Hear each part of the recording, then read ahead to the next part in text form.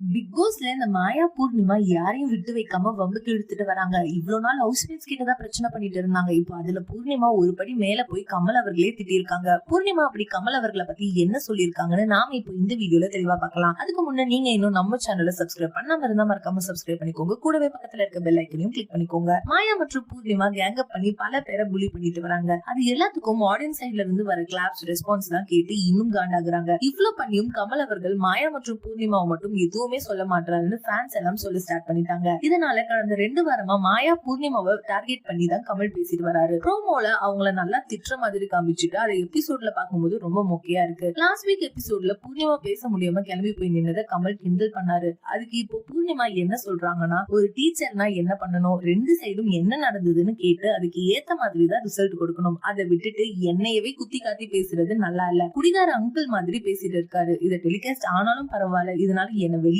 அனுப்புனாலும் பரவாயில்லன்னு சொல்லி பேசியிருக்காங்க. சேனலும் இதை எடிட் பண்ணாம அப்படியே போட்டிருக்காங்க. மத்தவங்களை திட்டினாதான் பூர்ணிமாவை கேள்வி கேட்க மாட்டாருன்னு சொல்லிட்டு இருந்தாங்க. இப்போ கமல் அவர்களே திட்டிருக்காங்க. இதுக்காவது கமல் ஏதாவது சொல்றாரான்னு வெயிட் பண்ணி பார்க்கலாம் ரசிகர்கள் சொல்லிட்டு வராங்க. இந்த வீடியோவை பார்த்துட்டு இருக்க நீங்க பூர்ணிமா சொல்லியிருக்கிறத பத்தி நீங்க என்ன நினைக்கிறீங்கன்னு மறக்காம நம்ம கமெண்ட் செக்ஷன்ல ஷேர் பண்ணிக்கோங்க.